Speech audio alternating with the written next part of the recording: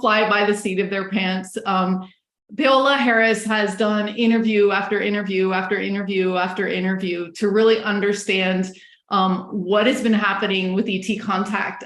She's also going to share tonight her experiences with Ricardo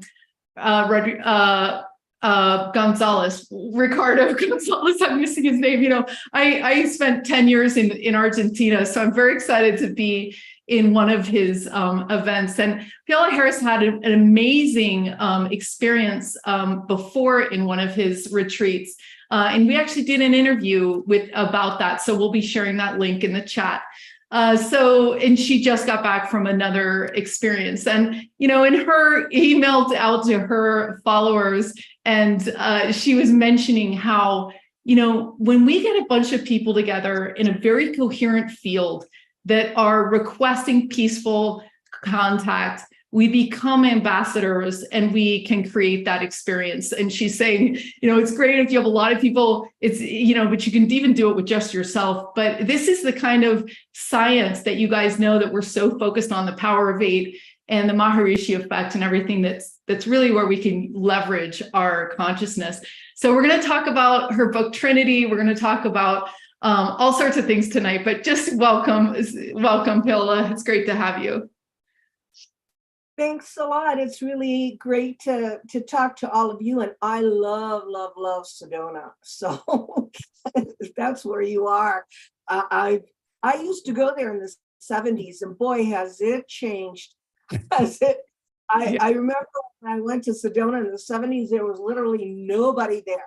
And you could go to the vortexes, and it was like a mysterious place. Now, if I go to Sedona, it's like filled with apartments and people, and changed quite a bit.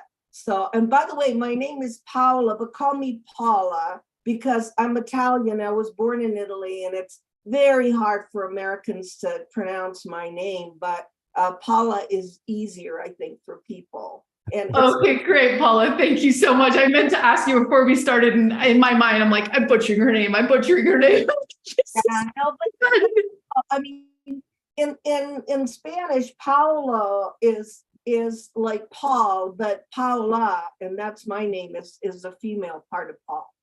Yeah. Well, yeah. So Sedona is really great. You know, but I was just mentioning Bashar is coming to do a massive event here next weekend on Bell Rock to call in ships. And the electromagnetics there is a crystal bedrock below Sedona. And so, and all of the iron and things like that can really support contact. And, you know, the UFO tours here in Sedona, they basically will give you your money back if you do not see a UFO. It's like pretty much guaranteed. Yeah, but I want to warn everybody, this is not UFOs on demand, because it becomes a very commercial thing. And I'm 100% against that. I really, you know, I don't think people should just do that, because it becomes too much of a, you know, like a disappointment if they don't show up, and you can't do it on demand. I think why I like going to these places, I'll be honest with you, Zenka, is because as a woman alone, I can't go out on the stars, under the stars with a chair, especially not here. It's very dangerous. I can't just go under the stars and see the Milky Way. So I love being where there's a lot of people outside, like Shasta and Crestone, where you're protected, where nothing's going to happen to you, where you can look up in the stars and meditate. It isn't about seeing UFOs, because then it becomes more like a, you know, circus act, and you ask them to appear and stuff like that. So I'm going to be upfront with you about that right away. And then the other thing is the Crestone, because you were talking about Sedona.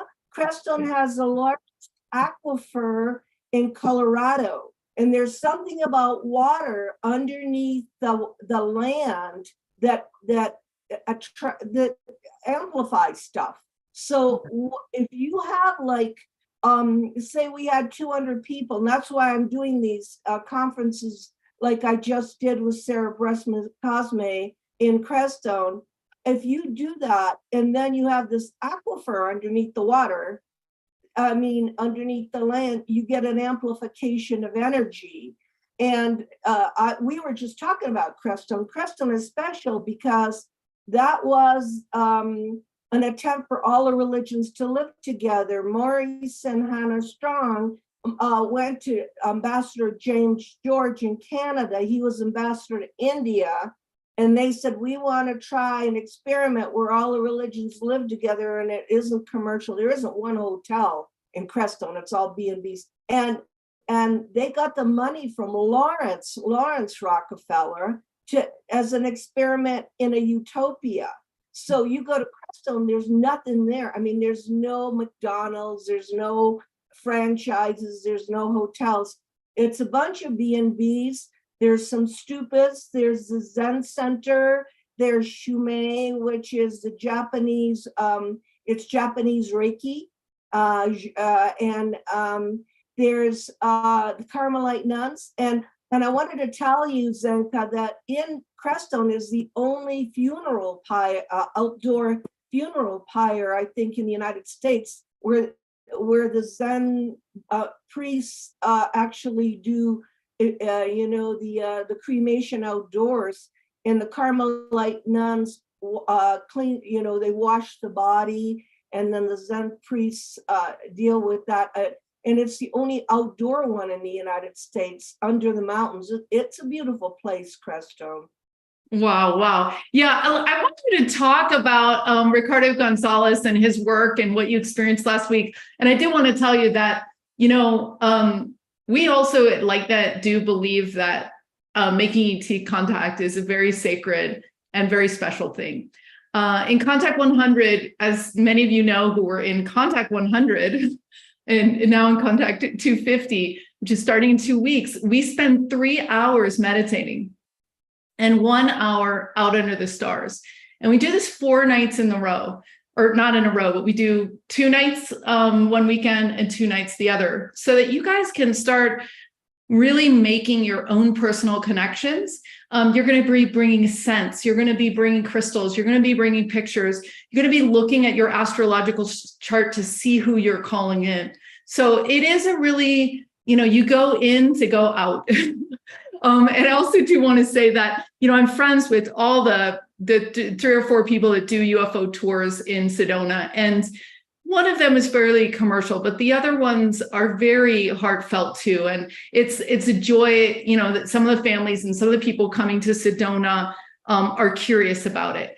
And so it's interesting for them to, just learn, like, what's a satellite, what's a plane, how to use tools to figure out, what you're seeing, and then just be out there to have a guided experience. And a lot of them are very deeply connected galactic people, so they typically have experiences, and it really opens people's minds when they leave Sedona to go back to their other lives. So tell us about Ricardo González and what happened last week in Crestone.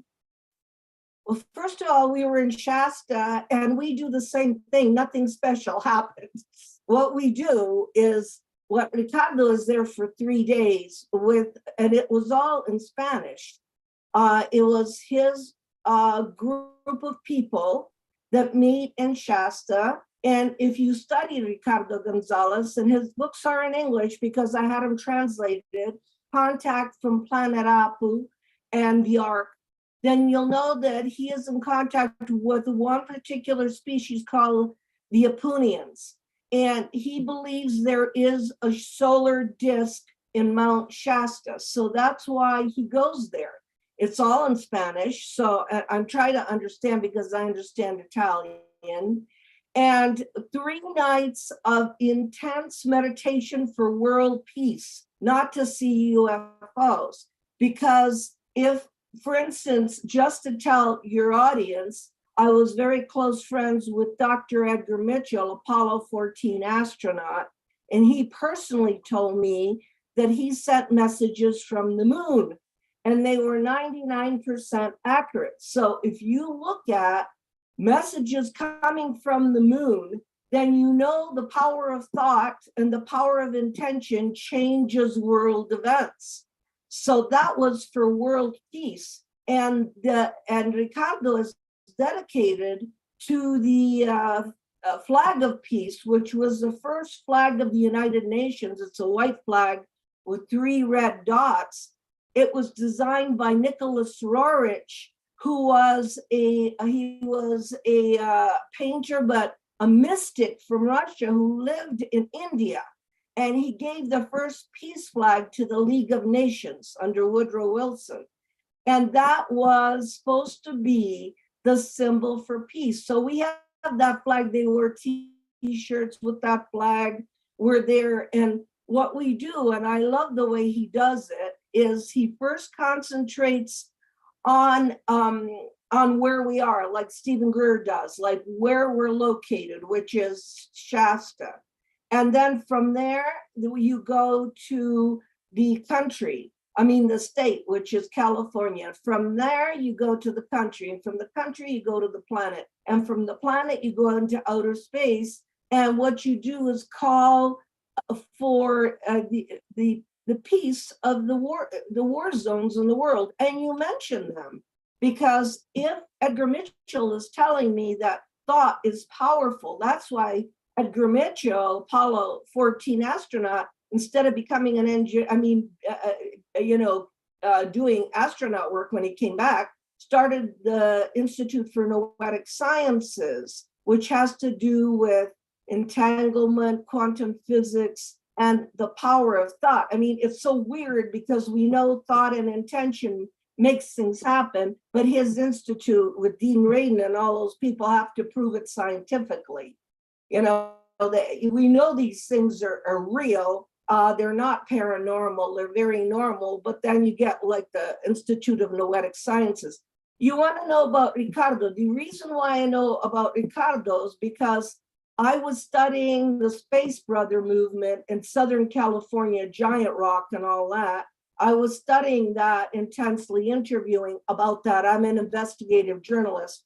And I found out that in 1960s, the Space Brothers, or the species that look like us, the Space Brother, ETs, went to Latin America. They gave up on Southern California. They thought they could do something in Southern California because it was the start of the New Age movement. We had Yogananda, we had things happening, Norman Paulson. So they came there first, 1952, with Adamski, Van Tassel, Manger, and all those guys. And when that didn't work, they went to Latin America. That's why I went to Latin America, is because I thought, I'm going to grab these guys because they're meditating in the Chilca Desert, and there's actual space people coming up to them and talking to them.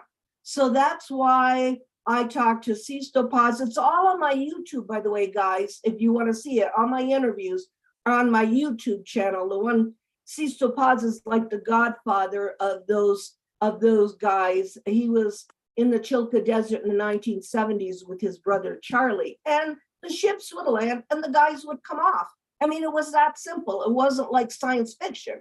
The space guys would come off. But after 3 days of meditation and fasting in the desert, I've been to the Chilca Desert since then, so I know what they were going through.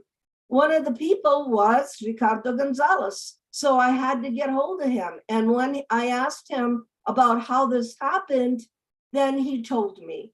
And so the thing is that it's very, very important that we look at the history of contact. And that's why I'm working mainly in Latin America. I've been to Colombia, I've been to Argentina. I spoke in Argentina in January. I've been to Lima, Peru. I've been to the Andes. I've been to Mexico City, and a lot is happening down there. So when Ricardo comes up, even though it's in Spanish, in Shasta, you bet I'm going to be there, because that is the purest kind of contact. And there is a reason for it, world peace. It's like, I make him play Imagine by John Lennon. It's that simple. It's not just about, oh, let's see a couple of UFOs. It's like this is a technical way of causing change on the planet, at least the way I look at it. Yeah, I was channeling the other day about how to prepare for Contact 250 and what we needed to do and how to prepare. And the last thing on their list was focus on world peace, because they can't really come here if we're going to be shooting them down with guns. I mean, it's like, it's not. And besides the fact, we know with spoon bending and things like that, people can't have an experience like that if you don't trust, if you're not feeling safe. And so in a world where there is that much conflict, it's just not conducive to this galactic renaissance that we're moving into. And it's really a maturity level.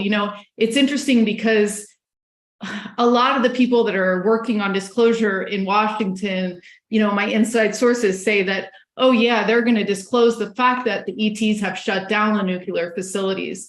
And I know that that's a big part of your book. And so, yeah, do you want to talk about that, of why you think, what do you think about peace and ETs and how they feel about what we've been doing? Well, I'm glad you mentioned it. Thank you for mentioning the Maelstrom Air Force Base shut down in '69. Because I interviewed Robert Salas. He's also, he was in the bunker when this all happened. It isn't like they destroyed the missiles. It's like they shut them down one by one by one. And some people, like the military, are going to look at that as an act of war, but that's really an act of peace. That's a message. I mean, they're subtle. Whoever's visiting us is subtle. And if I'm involved with Clifford Stone, and I was for many years, and he's telling me as a manual, and this is a real guy, this isn't from channeling or anything. He has a manual with drawings of 57 different races so they won't hurt them when they go to crash retrievals. And Clifford Stone did 12 crash retrievals. By the way, the interview with Clifford Stone is in my new book, which is Connecting the Dots. It has 23 interviews.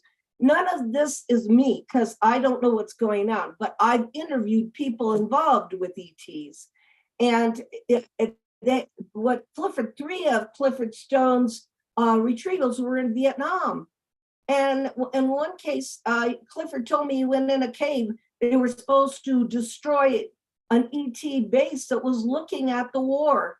He said when he walked into the cave, one of the walls was completely transparent and they were watching the war. And when the military went in there to blow up the cave, the first words from the ET that was standing there was, "What are you people doing over here?" And so, I've talked to people that really were working in these projects. What gets me is what's interpreted as an act of war is really an act of peace. And I talked to Robert Salas. I said, "Did you get any messages when you were down there in the bunker?" And he said, "Yeah." He said in his head came the words, "We will shut you down," which means, and a lot of people have come up with this, that they will not allow the world to destroy itself crazily.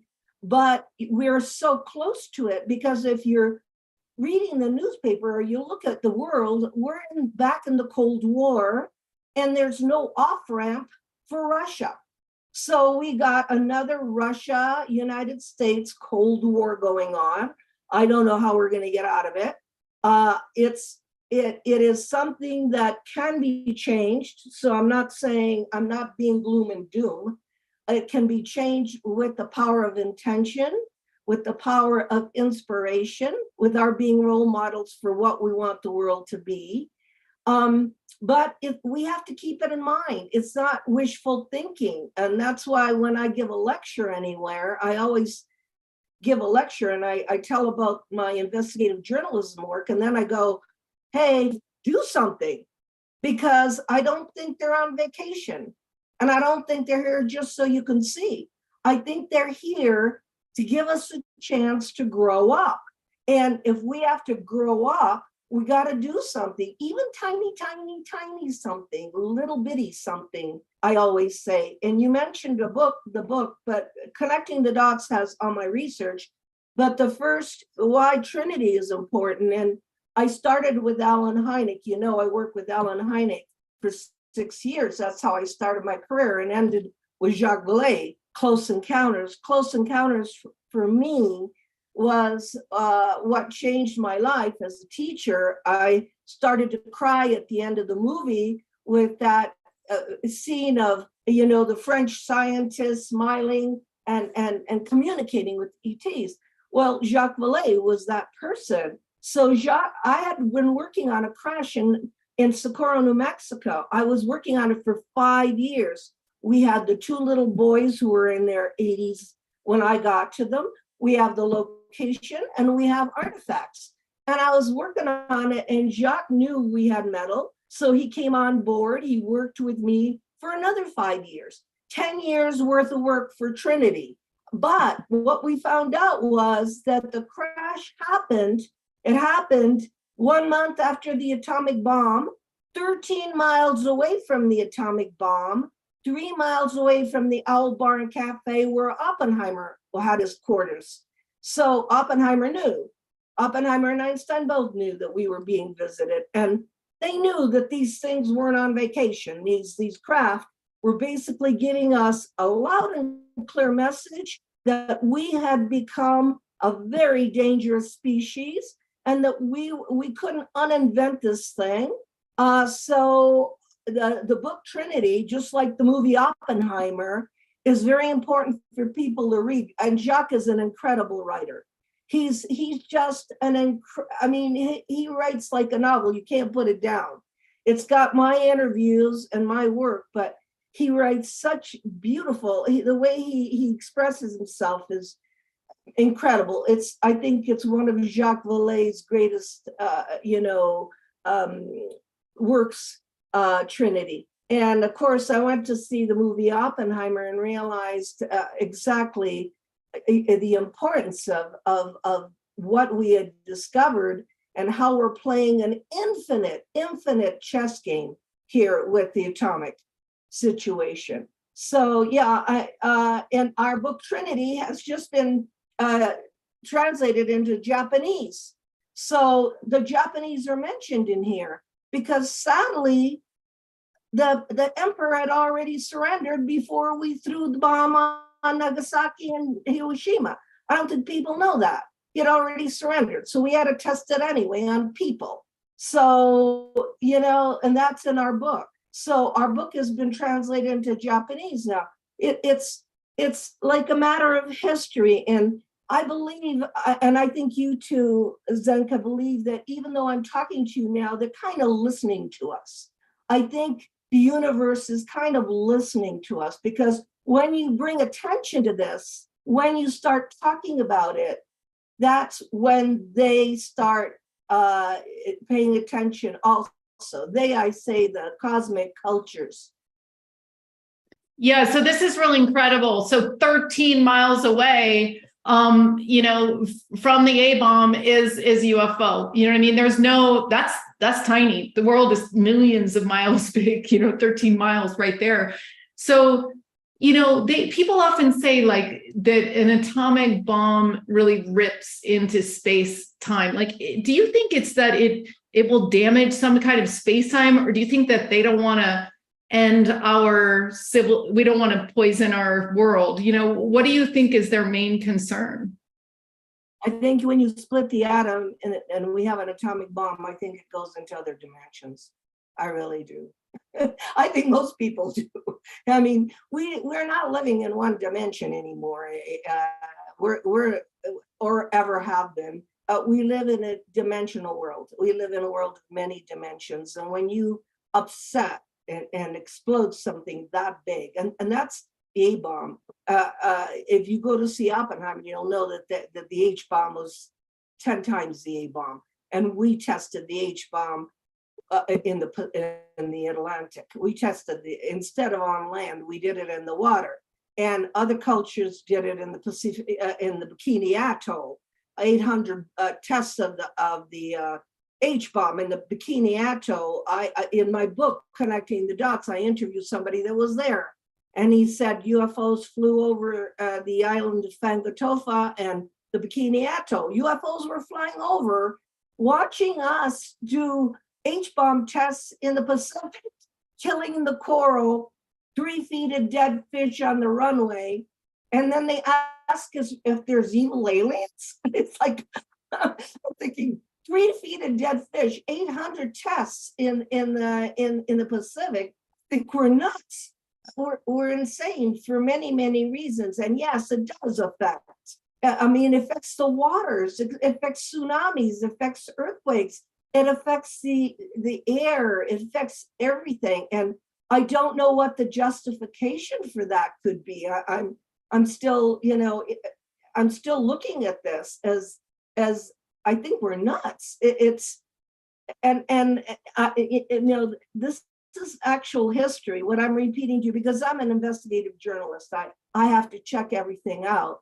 So yes, it goes into other dimensions. And I think that also go back to thought, go back to intention, go back to, conversely, a bunch of positive thinking people. They can also change history. They can also change the course of all of this. But you got to get them together.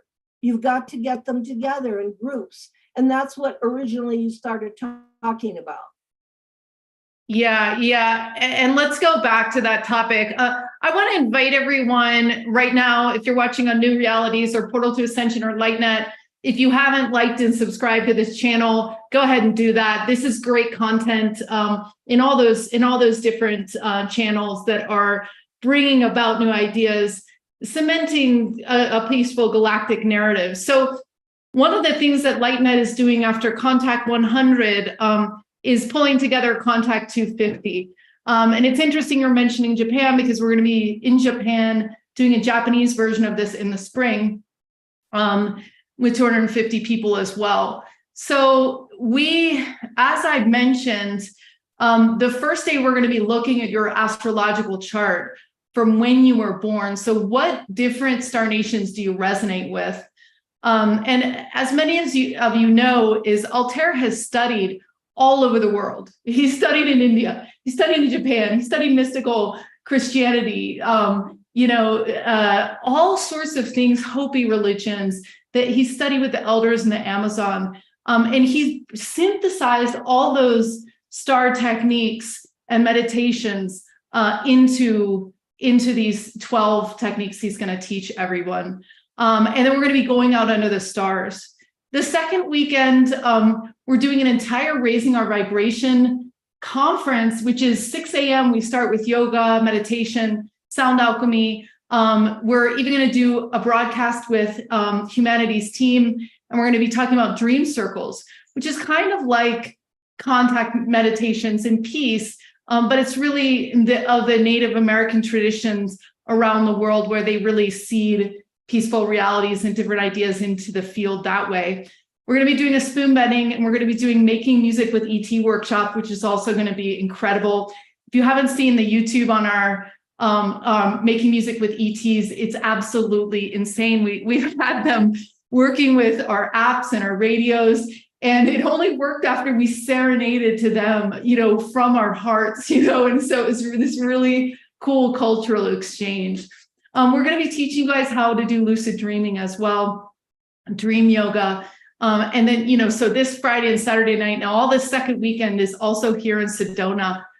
So we invite you to come. We do have discounts for students and seniors, $299.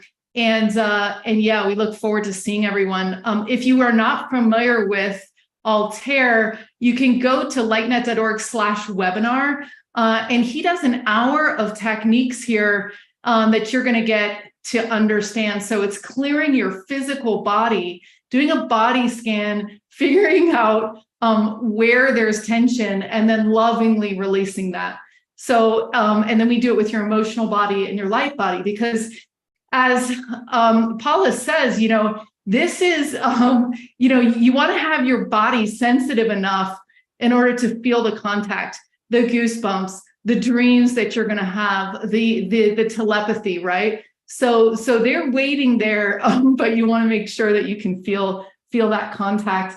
So again, lightnet.org, you can just go to lightnet.org and find the information. We start in 2 weeks, less than 2 weeks. So let's talk again about this idea of what techniques have you seen and what do you do when you do your retreats? Besides the fact of, really zeroing in on where you are in the universe, and then you use music, right? Like Imagine to open your hearts, so what are some of the other fun tips and techniques you have for people that are interested in bringing in galactic peace to the planet?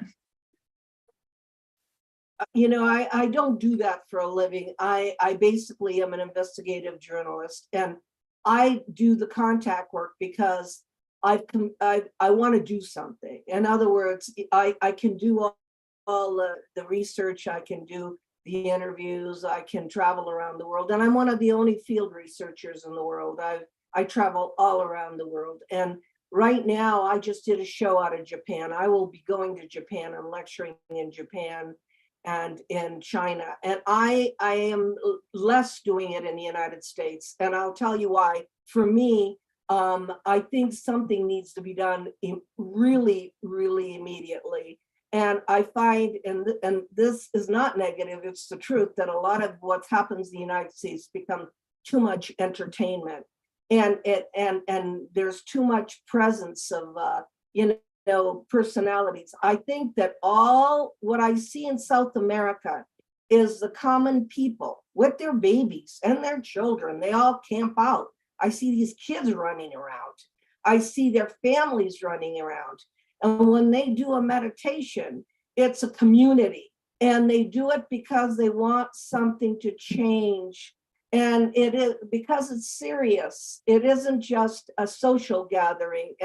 So they get together and I love Latin America because it's around food. So you get all these people that are cooking, and they're drinking their mate in the morning and their tea, and in other places they're drinking tea, and they're doing a kind of a ritual. So for me, Zenka, it's more of a ritual. It's if you can get the ritual of getting up and even going outside and making a real loving hello to the planet in the morning, that's a ritual. It's not to you or to your, achy. I have arthritis, so not to your achy body, but say I am here.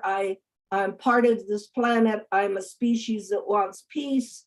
I would like to join together with all the other species that want peace and harmony and for everybody. And then it becomes a ritual. So I love South America because their ritual isn't as much entertainment. I don't look at it as they get together in groups of families and kids and food, and they help each other, and the contact situation there is simple. It's just simple. It isn't like you have contact and you have 30 people around you,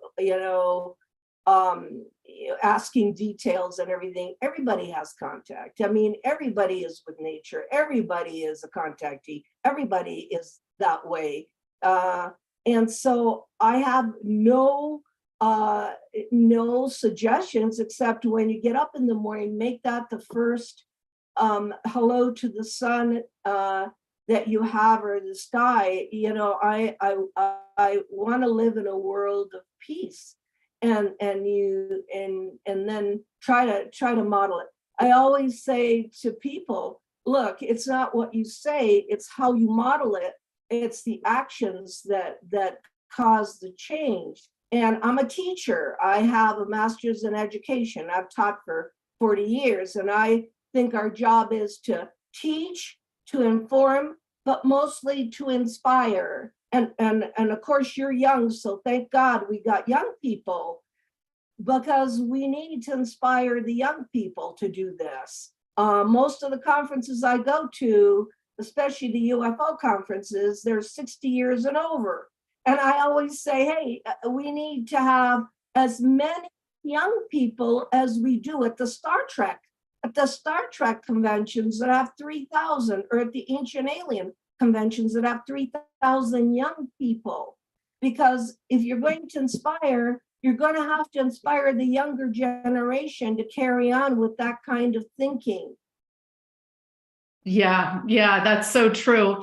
We always say, and there is a big light net. I mean, there's a big starseed movement within the younger generations that are saying like, hey, wait a minute, maybe I do have multiple lives. Hey, wait a minute, maybe some of my lives were, on other planets. And they're starting to connect more deeply with their star lineages. And, I agree with you. And I spent 10 years in Latin America. So I agree with you about it just being, they're a little bit more one with nature. They allow for time to slow down when they do these kinds of practices. We had Eliana, who's a famous healer here at LightNet a couple of weeks ago, doing these incredible miracle healings. It was absolutely insane. And she is going to be doing in December near Cordoba in Uriturco, which they think there's like an underground city there. Well,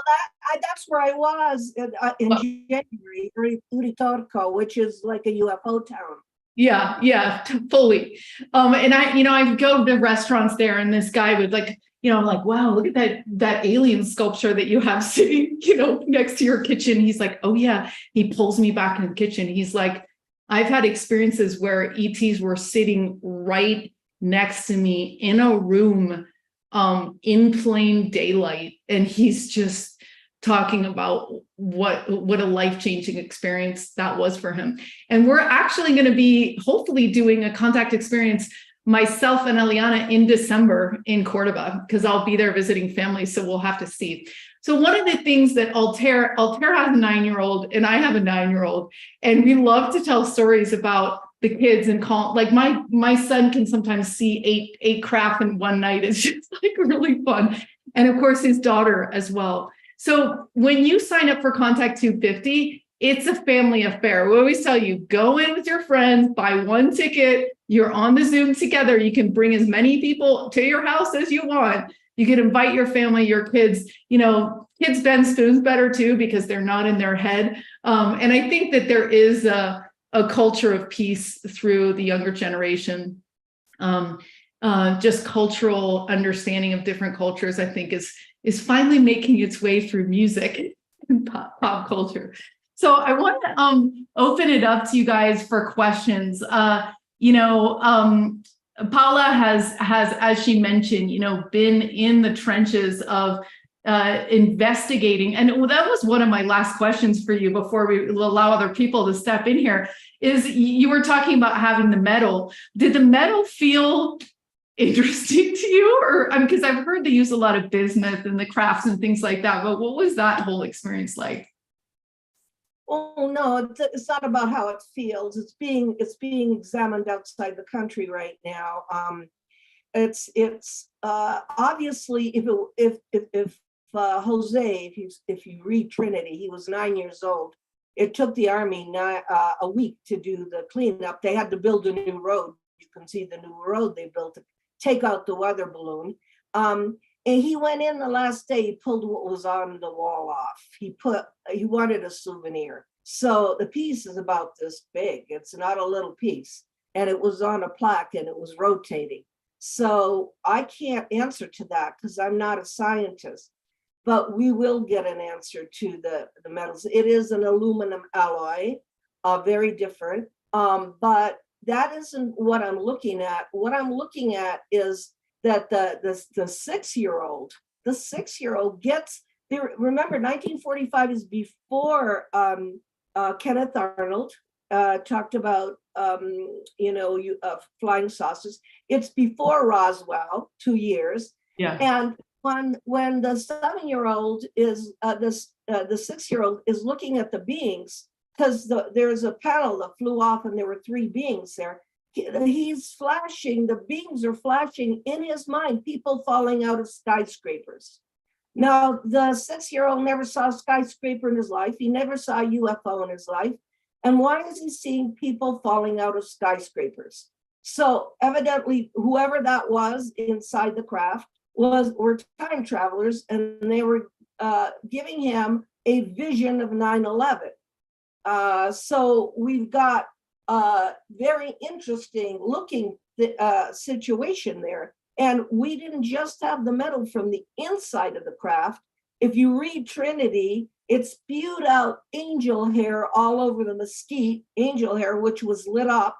I'm not going to say it's fiber optics. We don't know. But the kids took it home, a 10-pound bag of that, and gave it to the neighbors to trim their Christmas trees. They didn't know what it was. It was lit up all the time because in 1945, there was no electricity in their town. And this stuff is lit up, and what could you do with it but trim your Christmas tree? They had no idea about UFOs or anything. So the story is amazing. It's amazing.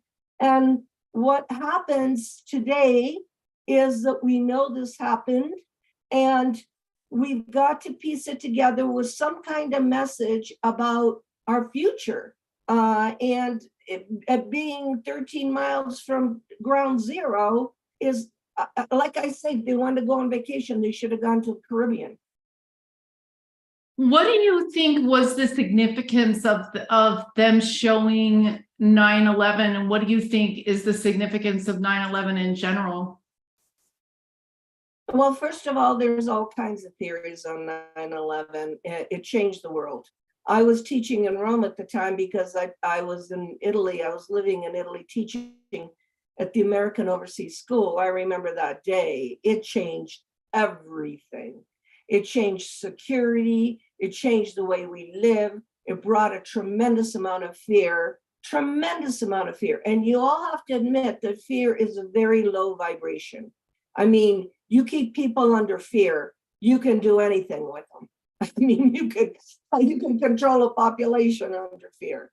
So it changed the way we lived. And of course, Remy at the time was only 6. He couldn't even imagine it. When I got to Remy, he was in his 70s. But he never forgot that vision that they projected to him. And so I think, I mean, after studying this and interviewing dozens of people hundreds of people, everybody, for 40 years, I think there is no time. I think we live in a very multidimensional world that could be an illusion. Jacques Vallée believes we're in a simulation video game. I love that. I love that theory. We're in a video game. I know that we can control the video game. That's why I think that the CE5s are so important. By the way, I 100% support Dr. Stephen Greer. He's one of the only people in the field that I do support. I've been in his films because of the getting of the free energy and of solving some of these world problems. It's not just about ET contact. So if we are in this and we're creating this, and it's our video game, and this is our reality, then we can change it. So I hope that you're talking to me makes some hope for people, because to keep people under fear is a very, very horrible way of just keeping the masses from doing anything. We can do everything. We can change everything. We can do anything. And I want to leave that message of hope with everybody that's with you, because it's a matter of intention. It's a matter of getting together. That's why, my newsletter says, let's get groups together here. Let's have the famous, minimal group of people, or the concentration of people that will change something. So to answer your question, I don't really know, but he told me that, and I believe him. He couldn't make that up. But again, that was the contact situation after the atomic bomb. What do we expect? Yeah. Yeah. Fascinating. Very fascinating. I want to bring Jocelyn Buckner up if she's able to come up to talk about the angel hair, because it's kind of interesting. There's a group called Area 1358, and they also are done with the United States. They're like, we're just teaching Chinese people how to make contact, because they're like, they're so much more in need of it and like open to it and liberating themselves and whatever. But they came here for many, many days to do different recordings, and they also found hair, and they showed it to me. And we asked the radios about it. So we were having a very coherent conversation with the radios, yes, no, back and forth. It was fascinating. And they asked them not to analyze them, the hair. But anyway, so Jocelyn, are you able to come up? And then we're going to take a question. Let me see if I can find her. Jocelyn, do you want to come up? So yeah, can you raise your hand for a second? There I am. We are. Can you put your camera on though? Is it my, oh, sorry, I didn't realize. Okay, no problem. Yeah, can you just tell people that are watching, and thanks to all who are tuning in. We're about to be going into some Q&A here. So if you go to lightnet.org/unlimited, you'll be getting back into the Zoom. So if you're just watching on the simulcast, you can do that. So go ahead, Jocelyn. Okay, well, actually, I'm wiping away tears because I'm so happy to see Paola. I haven't seen her in 4 years. We had a rough patch, and she has, I hopefully, forgiven me for all my trespasses, as I love her dearly, and she is so full of great information. We have a lot of mutual friends, and it's so wonderful to see you, Paola. Thank you for being here. Okay, so what I heard was from Melinda Leslie, who has a night sky vision tours here in Sedona. And 3 nights ago, they were out and they saw a huge amber light that came very close to where they were. And, it was sort of like they got to the point that they started thinking, well, maybe we should do an anti-CE5. I'm not so sure if I want that. I don't want to go someplace. But anyway, it just got really close to them on the mesa, and then it just blinked out. And then the next morning, there was this angel hair substance they thought that it was, sometimes spiders will spin their web and they'll release it, and you'll just see spider web during certain times of the year floating on the air, and it gets caught up in the cactus and all of that. But this was not like that. This was like, that poly fiber stuff that you get during Christmas that you can tear apart, and put on, and it looks like snow on, the fake snow stuff, but a little thinner. And it was in layers, and it was found in a few places. I understand it was near Chocolate Tree Restaurant in West Sedona. It was at the stupa. It was all over the top, I guess, all over the top of the stupa. It was at the high school. And I want to say at the mailboxes for the houses that are out off of Road 525, where Bradshaw Ranch and, the Palaki ruins and all of that. But, as soon as you turn on 525, if you look over to the left, there's a bank of mailboxes where all the residents come and pick up their mail. And I guess that was covered. So that was the story I heard, and I'm sticking to it. So that's great. Thank you so much. I'm just texting Melinda to see if she can get on and tell us about it. So it's very fascinating. Like Well, that, you know what? It wasn't Melinda that told me. Somebody told Melinda. I mean, I guess she said that Melinda told her. So actually, this is coming secondhand. And I can't say who that other person is because of, you know, politics and all of that.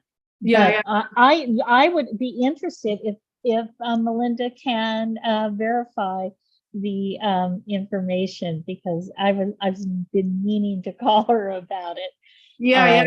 Anyway, Well, we'll see if she can come on. You know, there is something significant about when you see an orange orb, like an orange. Orange is basically the color that most people see, and it's what the U.S. government investigates and things like that. So that's definitely something there. So that's exciting. All right, so I'm going to go to questions here. You have a question, thank you so much, Jocelyn. If you guys have a question, you can raise your hand. So while we're waiting for that, I just want to share my screen and remind you guys that on the 16th, Paola's going to be doing, you know, I don't know how many have seen the Oppenheimer film, but it very much moved Paula, and you know, it's a big story of our time, so it's an important thing to check out. And she's going to be talking about the connection between the ET contact that happened 13 miles away. Do you want to talk a little bit about what people can expect in the masterclass? Yeah, well, I think we only have 3 minutes, so I don't think it's worth getting anybody else on. And Jocelyn, it was so cool to see you. I miss you. But I'm doing master classes because I'm not doing Laughlin anymore. I mean, Laughlin was a very heavy, it was a personal situation where I was not sponsored. I did it out of my own pocket. I did it for 10 years, brought amazing speakers, but I'm doing private master classes now on particular situations. Like I just did one on Dr. John Mack because I was just down at Rice University. His archive is there with mine and Jacques Vallée's at Whitley Striever's. So I just did a John Mack masterclass with John Mack's people. So keep in touch with Starworks USA anyway, because I'm going to be doing private master classes. And it's just a 2-hour class that's interactive. But I wanted to say something to Jocelyn. In Italy in the 1970s, there was a UFO over a soccer game, and the soccer game stopped. It was in broad daylight, and it spewed angel hair all over the soccer field. So wow. And so this is very common. And even you can look it up, even that this angel hair stuff that looks like the fibers you mentioned. Where I have some myself that was given to me by Shirley Short, because she and Robert Short were coming back from California. There was a UFO and it spewed angel hair all over their car. So she gave me a sample of it. I have a sample of this stuff. Don't ask me what it is, but what Shirley still lives about 15 miles that way. So yeah. Yeah, they could happen here. Yeah, I have a sample of it, and but what the kids found was lit up. It was like what Colonel Corso used to tell me. He had the fiber optics that he would hold in his hand, and they'd all light up. So it was very, very, very thin, and it was lit up in purple, pink, yellow, and blue colors. So we have no idea what that is, but they had 10 pounds of it.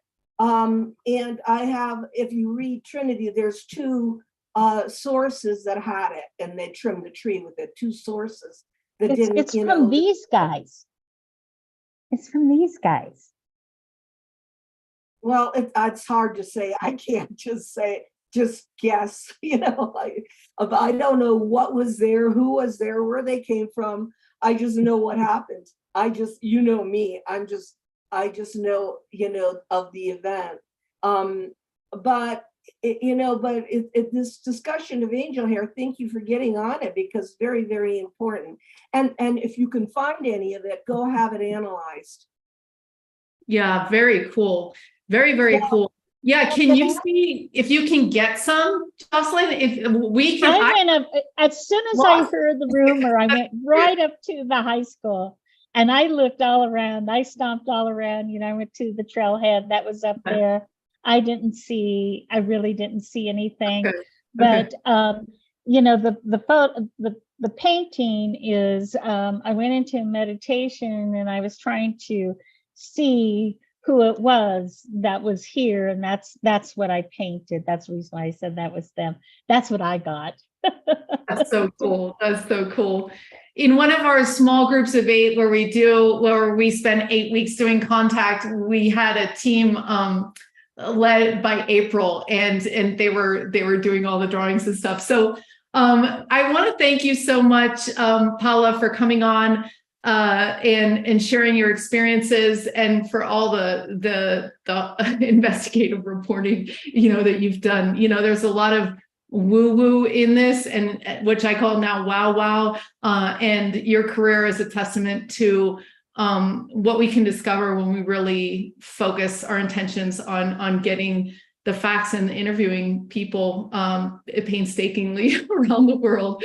So next Thursday, we're going to be having Grant Cameron on. We're going to be talking about the music with ETs. So if any of you guys want to stay on for another 15 minutes, we're going to say goodbye to Paola. And if you want to stay on, we're going to play some of our musical experiences with ETs. It's a 3-minute clip of how we made songs with them.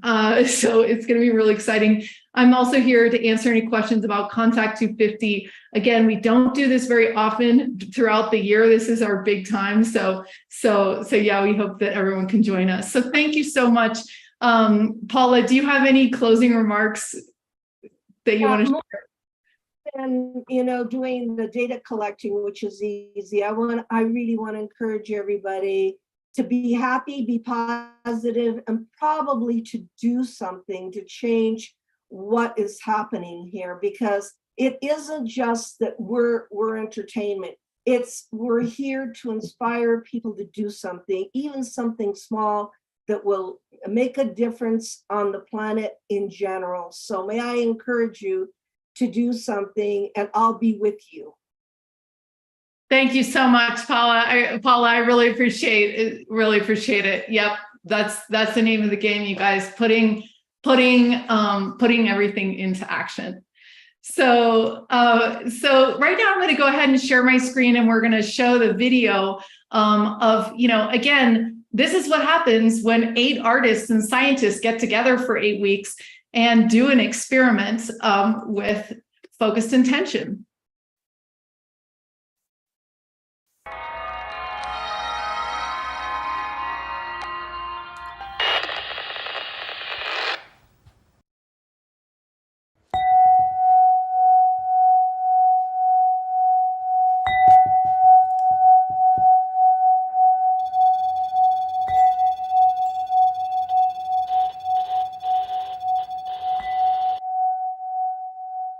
All right, we're ready, everybody.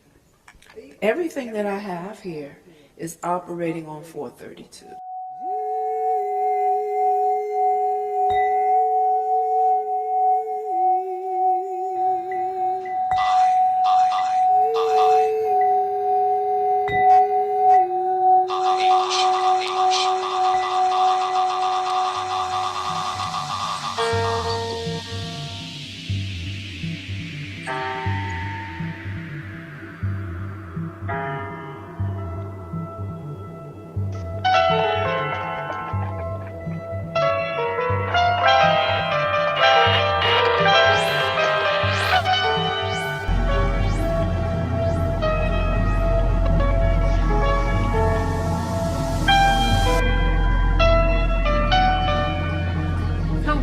What do you think? Safety mirror. Something mirror. Safety. Oh, Safety mirror. adventure safety Yeah. mirror. That's what we should call the EP, you guys. The more we talk about this, the more they're communicating. Launch. Typically. Useful. Yeah. Residential. Colleague. Extension. Distribute. Ollie, extension, distribute. Extension, distribute with you guys. Ollie. Yeah, they are like rocking out over here. But if you can hear that.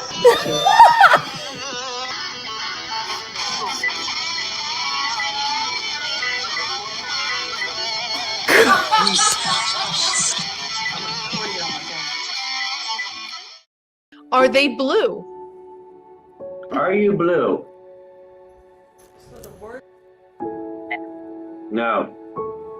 Are you transparent?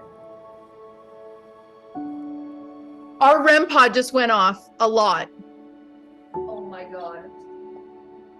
These are the cutest questions, you guys. This is like anthropology 101. Yes, yes, yes, maybe. Yes, yes, yes. Oh, so they're transparent. Can I see through your skin to your internal organs? Yes. Yes, yes, yes, yes, yes, yes.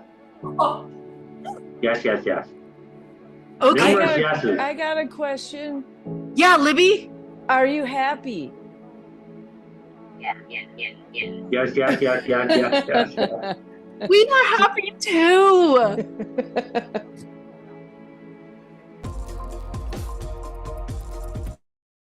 Yeah, so let me go ahead and turn the sound off here in a second.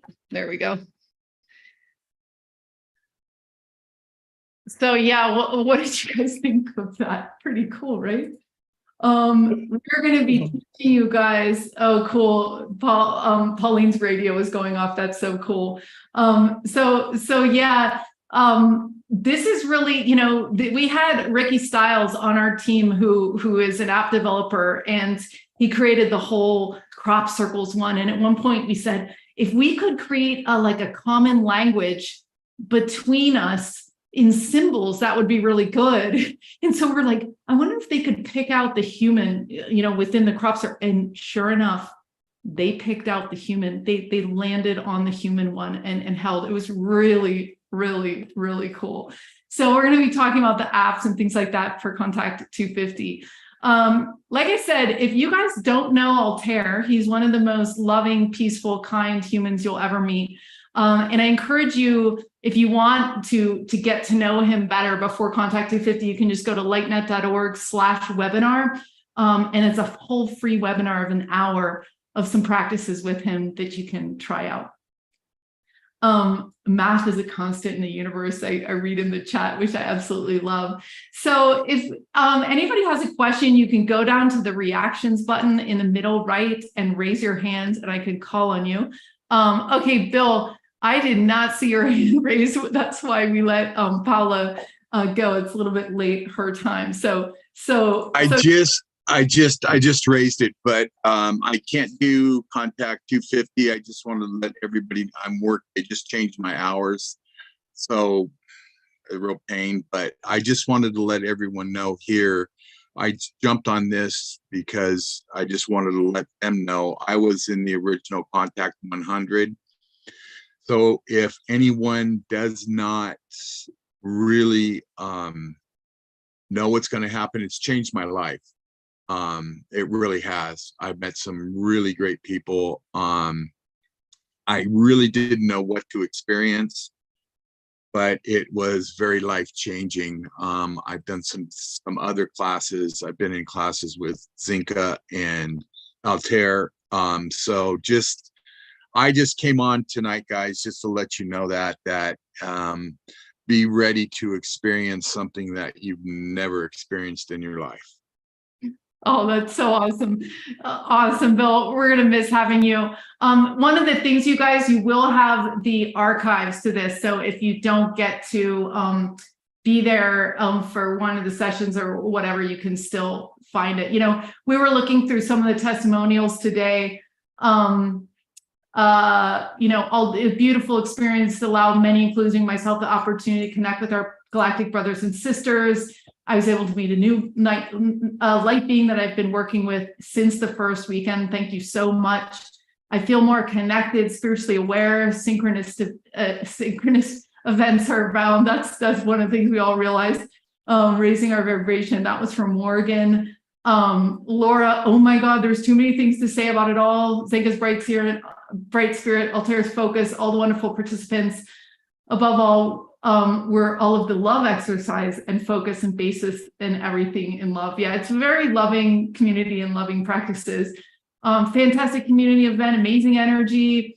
Excited for the contact it generated and the coming together, positive and encouraging, empowering. So yeah, we were just looking through some of these today. So yeah. Does anybody else have any other questions before we close tonight? Okay, so like I said, next Thursday, we're gonna be with Grant Cameron. He's also done a ton of books about ET contact and research. So one of the things we're going to be talking about is getting into the flow and how that facilitates contact. So yeah. So thanks everyone for joining us tonight, and we'll see you next week.